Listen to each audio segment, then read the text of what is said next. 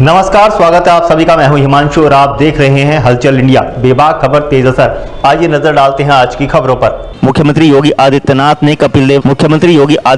ने राज्य मंत्री कपिल देव अग्रवाल के प्रस्ताव पर नगर पालिका क्षेत्र के विकास की नई सौगात देते हुए स्मार्ट सिटी का इंटीग्रेटेड डेवलपमेंट प्लान तैयार करने के अधिकारियों को निर्देश दिए हैं। मुख्यमंत्री योगी आदित्यनाथ ने सहारनपुर में मंडलीय कार्य योजना समीक्षा बैठक में लोक निर्माण विभाग, नगर विकास विभाग व पर्यटन विभाग की प्रगति की गहन समीक्षा कर पारदर्शी, समयबद्ध व जन कल्याणकारी कार्यों पर विशेष बल दिया। राज्य मंत्री कपिल देव अग्रवाल ने मुजफ्फरनगर के अपने गांधीनगर आवास से जानकारी देते हुए बताया कि उन्होंने प्रदेश के यशस्वी मुख्यमंत्री योगी आदित्यनाथ की बैठक के दौरान उन्हें प्रस्ताव देते हुए नगर पालिका क्षेत्र की वर्तमान स्थिति, विस्तार और बढ़ती जनसंख्या को दृष्टिगत रखते हुए एक समग्र विकास योजना का अनुरोध किया। उन्होंने अवगत कराया कि सीमा विस्तार के बाद मुजफ्फरनगर न केवल भौगोलिक रूप से फैला है बल्कि अब इसकी जनसंख्या भी 6 लाख के समीप पहुंच चुकी है। ऐसे में नगर की आवश्यकताओं के अनुरूप आधुनिक बुनियादी ढांचे, बेहतर जल निकासी, ट्रैफिक प्रबंधन, ऊर्जा आपूर्ति और व्यापारिक केंद्रों का विकास समय की अनिवार्य मांग बन चुका है। ऐसे में बिना विलंब किए समग्र योजना के तहत आधारभूत संरचनाओं का विकास समय की मांग है। मुख्यमंत्री योगी आदित्यनाथ ने मंत्री कपिल देव अग्रवाल के आग्रह को स्वीकार करते हुए मुजफ्फरनगर जैसे महत्वपूर्ण और ऐतिहासिक नगर को अब बुनियादी सुविधाओं और नगरीय प्रबंधन के क्षेत्र में एक उदाहरण के रूप में स्थापित किया जाएगा। मुख्यमंत्री ने कहा कि राज्य सरकार की प्राथमिकता है कि हर नगर न केवल रहने योग्य हो बल्कि जीवन की गुणवत्ता के हर पैमाने पर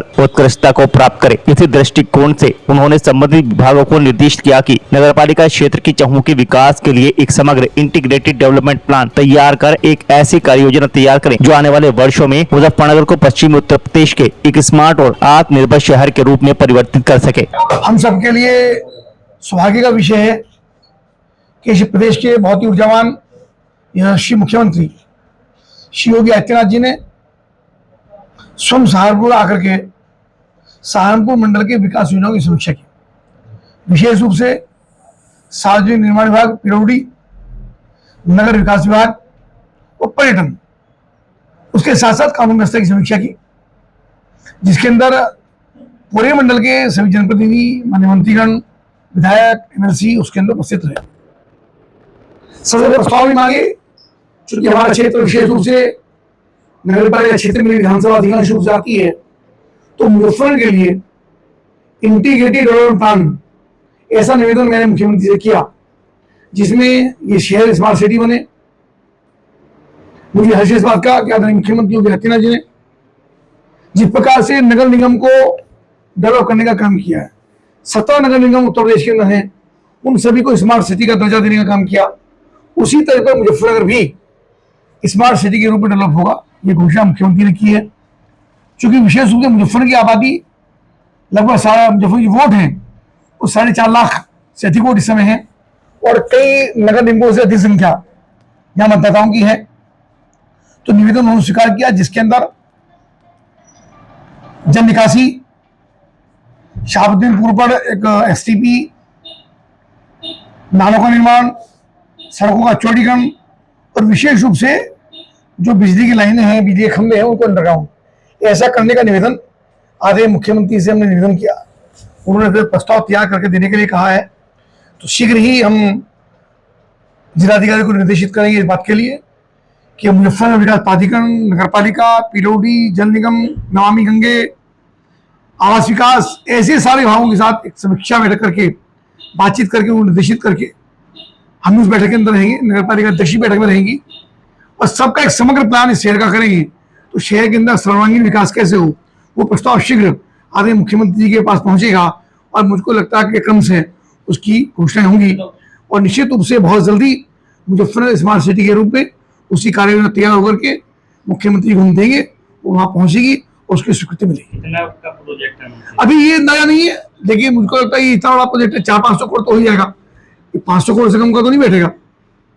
तो इसकी स्वीकृति मौखिक रूप से आदरणीय मुख्यमंत्री आज दी है कि मुजफ्फरनगर को स्मार्ट सिटी के रूप में डेवलप करेंगे और उसका प्रस्ताव, चूंकि नगर विकास के प्रमुख सचिव वहां पर थे अमृता विजात जी, यहाँ डीएम भी रहे हैं, उनको तत्काल प्रभाव से निर्देशित किया कि मुजफ्फरनगर प्लान मंगा करके शीघ्र इस पर कार्रवाई करना शुरू करें। इसके साथ साथ पर्यटन में एक विशेष रूप से शुक्ति के अंदर भी आपको मालूम ही है कि कई सारी योजनाएं पहले से स्वीकृत हैं, उसके अंदर और भी प्रस्ताव उसके मांगे गए हैं। विशेष रूप जल निकासी का, हॉल का, म्यूजियम का, 3D म्यूजियम का वहां पर पहले ही प्रस्ताव हो चुका है, लगभग 13 करोड़ रुपए अभी स्वीकृत हुए हैं। शुक्तियत के और प्रस्ताव मांगेंगे, उस पर हम काम करेंगे। पीडब्ल्यूडी का भी हमारा काली नदी पर एक नया पुल, उसकी स्वीकृति बहुत जल्दी हो जाएगी, उसकी सहमति हो गई है। विधानसभा क्षेत्र के अंदर जो सड़कें हमारी ये भी टूटी हैं, उन पर जल्दी काम शुरू हो जाएगा। चाहे नगर पालिका क्षेत्र के अंदर हो, चाहे नगर पालिका के बाहर हो, उन सब पर भी बहुत तेजी से काम शुरू होगा। यानी क्षेत्र का सर्वांगीण विकास बहुत तेजी के साथ हो, ये निर्देश आदरणीय मुख्यमंत्री ने हम सबके सामने संबंधित अधिकारियों को देने का काम किया है। मैं पूरे जनपद की ओर से उनका हृदय गहराइयों से धन्यवाद और अभिनंदन करता हूं। सबसे महत्वपूर्ण बदलाव क्या होगा? देखिए, जल निकासी शहर की सबसे बड़ी डिमांड है। जब जल निकासी नहीं होती है तो नाले छोटे पड़ जाते हैं, उनकी सफाई नहीं होती है, और जब बारिश होती है तो स्वाभाविक रूप से जनता में नाराजगी होती है। तो उन सबको करने के लिए नगर पालिका क्षेत्र के नालों का निर्माण, जो और भी नाले बनने हैं उनका अंडरग्राउंड केबलिंग, जिससे अतिक्रमण जो सड़कों पर रहता है वो खत्म होगा। और जो हमारा रामपुरी, शाहबुद्दीनपुर, दक्षिण रामपुरी, एकता विहार, जनकपुरी, यही वाला जो क्षेत्र है, ये उधर से पानी चलता है पूरा होते लद्दा वाला होते हुए और रामपुर तक पहुंचता है। उस पानी को वहीं पर रोका जाए, उसके लिए प्रस्ताव हमने दिया। समय लगेगा, तो तत्काल नहीं होगा। ये काम बड़े काम होते हैं, योजना बनती है, समय लगता है इन काम में। 1 साल 2 साल की योजना है, एक दिन योजना नहीं है, और भी ज्यादा समय लग सकता है। लेकिन जब प्रस्ताव चला गया, प्रस्ताव जाता है तो सरकार उस पर काम करती है। तो मुझको लगता है, मुझे पूरा भरोसा है कि जल्दी इस काम की स्वीकृति मिल जाएगी। 2027 में चुनाव से पहले कितने % नहीं, देखिए काम, ये बात ठीक है कि 27 में चुनाव है, क्रमबद्ध विकास होता है, हर काम में समय लगता है, योजना बनती है।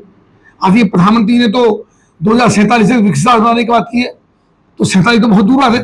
तो हर चीज में समय लगता है, योजनाएं आगामी बनती है, केवल चुनाव की योजना नहीं बनती है। काम तो 24 घंटे करते हैं, हमेशा करते हैं, केवल चुनाव की योजना नहीं बनती। जनता के विकास की योजना, सर्वांगीण विकास अपने शहर का, जनपद, इसके लिए योजना बनती है।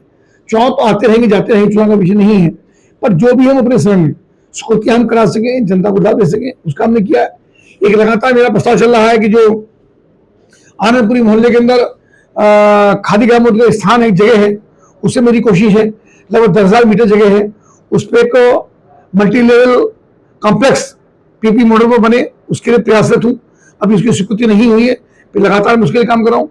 रोडवे का बस स्टैंड मुजफ्फरनगर से ट्रांसफर होकर के, यानी यहाँ भी छोटा बस रहेगा, लेकिन जो हमारी जमीन हमने स्वीकृत कराई है यहाँ ट्रांसपोर्ट नगर के पास लगभग 10,000 मीटर, उसमें भी जल्दी ही एक नया बस स्टैंड बनेगा। उसकी योजना लगातार चल रही है, उसके लिए प्रगतिशील है। उसकी बातचीत हमने आधे मुख्यमंत्री आज भी की है, और हमको लगता है कि जल्दी इसका काम आपको कहीं ना कहीं कम में आते नजर आए।